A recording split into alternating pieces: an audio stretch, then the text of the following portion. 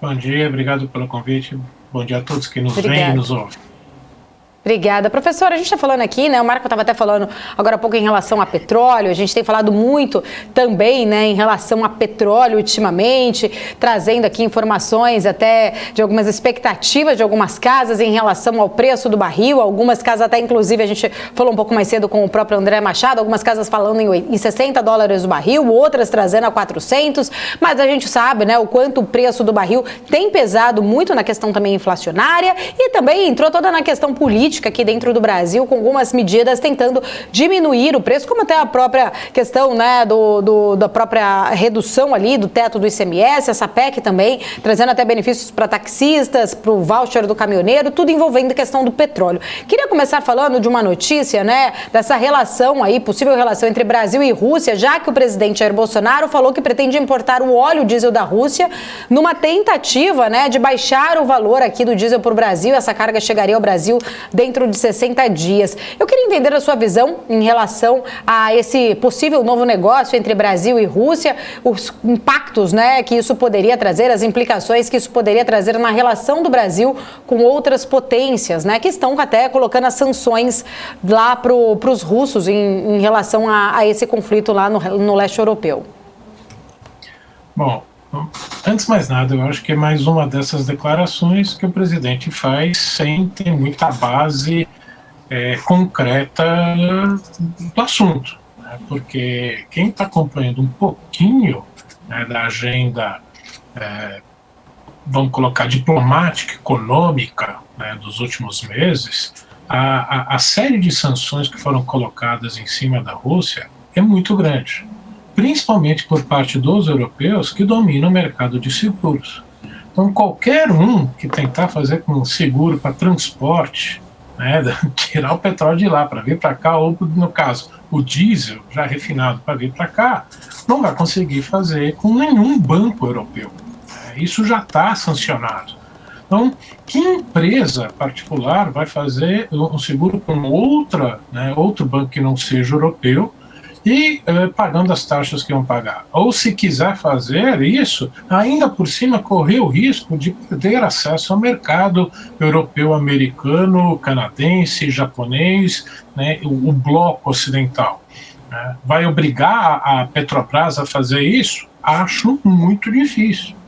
Afinal de contas, é uma empresa que tem capital aberto. Então, eu acho que essa foi mais uma declaração do presidente nessa linha geral de que ele fala sem ter os dados concretos para tentar estar bem com a sua base eleitoral. Afinal de contas, estamos aí a menos de 100 dias para as eleições.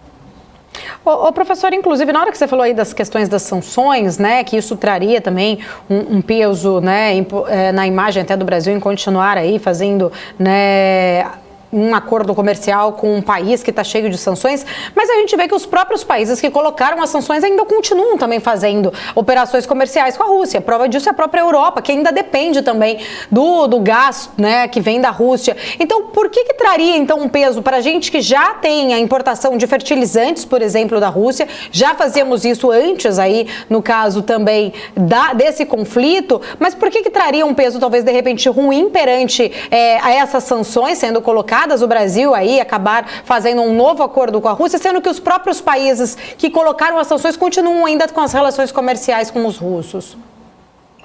Então vamos lá, separando, que são duas coisas distintas. Uma são os contratos que já existem, toda a infraestrutura que foi criada para isso. Inclusive teve uma entrevista, não esse fim de semana, do outro fim de semana, do primeiro-ministro Olaf Scholz da Alemanha, para uma rede de televisão americana, dizendo claramente: foi um erro nosso, Alemanha e Europa, de depender exclusivamente do gás e do gás russo.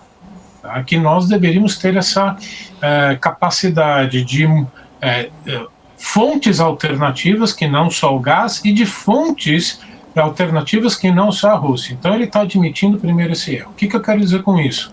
Os europeus não têm como mudar da noite para o dia. Eles já estão colocando limites no tempo para que isso ocorra, essa transferência. Já estão buscando outras alternativas, já foram negociar com o Catar entrega futura, e o grande problema é construir a infraestrutura para isso, para você conseguir, né, desgaseificar toda a importação desse gás via marítimo, via navios. Tá? Então, esses não têm essa alternativa agora. O segundo caso é você começar uma negociação nova, você abrir o teu mercado. Tá? Outros países estão fazendo como a Índia. A Índia já tinha. E outra coisa, a Índia tem um peso estratégico muito importante, que é justamente fazer parte, por exemplo, de uma aliança chamada Quad, é uma aliança entre Estados Unidos, Índia, Japão e Austrália para tentar conter a China no Mar do Sul da China. Então, estrategicamente, a Índia tem essa importância e, portanto, o Ocidente, principalmente os Estados Unidos, relevam isso por causa dessa importância. Qual é a importância estratégica do Brasil? Tem uma: alimentos. Por isso mesmo que continuar importando, não é começar, é continuar importando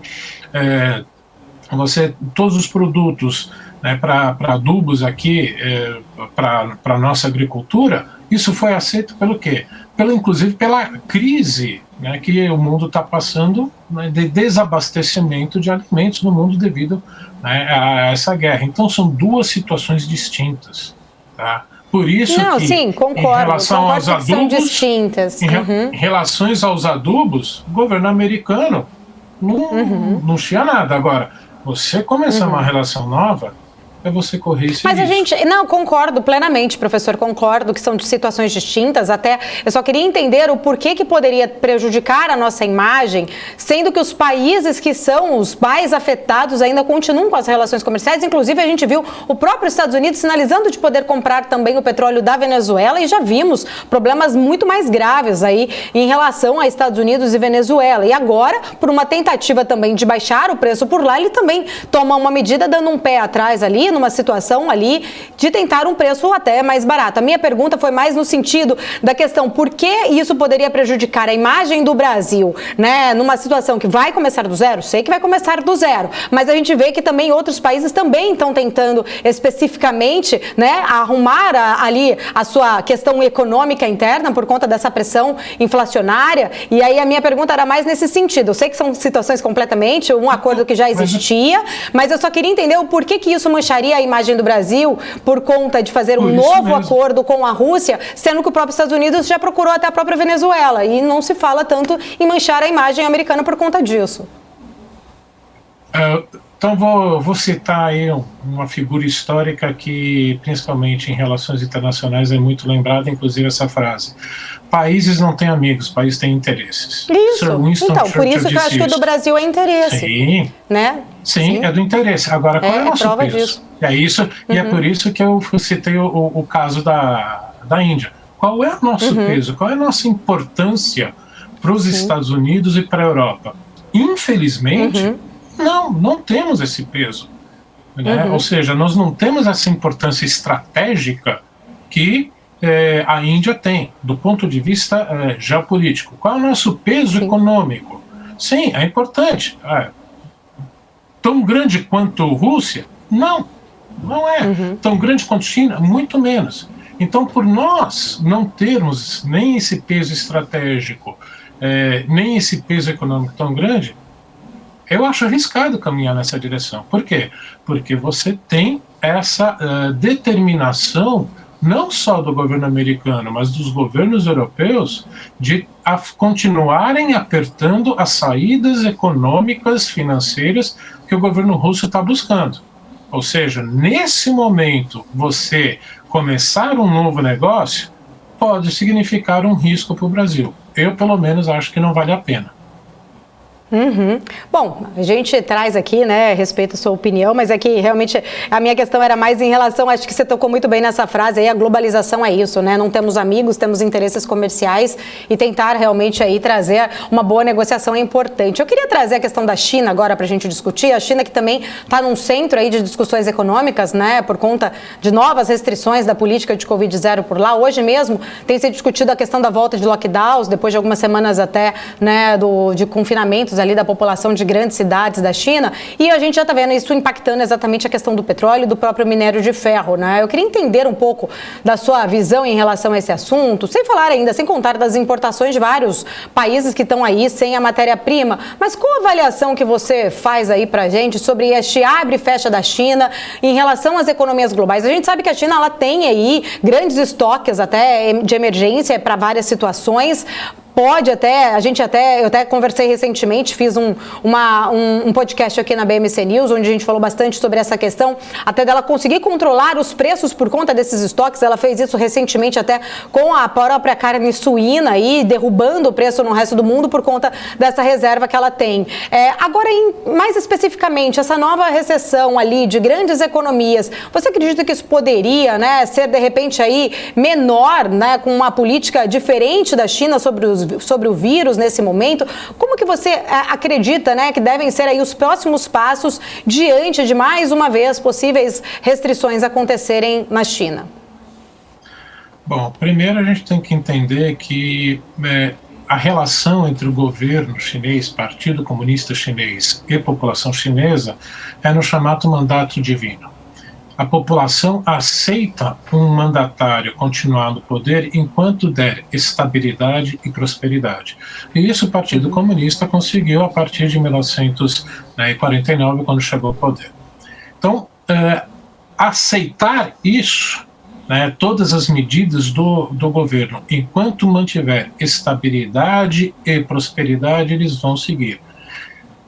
O problema é, o governo chinês, especificamente, né, seu líder Xi Jinping, colocou como desde o início da pandemia essa política de Covid-0, que funcionou muito bem no primeiro momento, enquanto que o mundo inteiro também estava seguindo esse processo.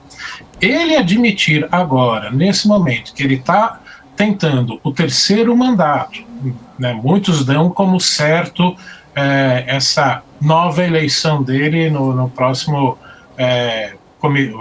reunião do Partido Comunista. Não é tão certo assim, principalmente se começar a ter o questionamento e a instabilidade nos grandes centros urbanos, como a gente viu em vários vídeos, em Shanghai, a população, né, protestando, algo inimaginável até pouquíssimos anos atrás. Então, o partido tem que assumir, nesse caso, principalmente Xi Jinping, tem que assumir que decretou uma política que é errada e que deu errado, pode perder esse mandato divino. Então, sim, eu acredito que ele deve manter essa política, principalmente enquanto ele tiver que concorrer a essa reeleição, entre aspas, né, ser aceito pela liderança do partido como um todo. Após essa eleição, pode ser que talvez mude, porque realmente não está surtindo o efeito. Agora, é uma dinâmica tão interna do partido que é muito difícil aqui no Ocidente nós entendermos direito o que acontece por lá. Uhum. Bom, professor, quero agradecer, nosso tempo já chega aqui ao fim. Muito obrigada pela sua participação, seja sempre muito bem-vindo à nossa programação. Até a próxima. Eu que agradeço, até a próxima. Bom dia a todos.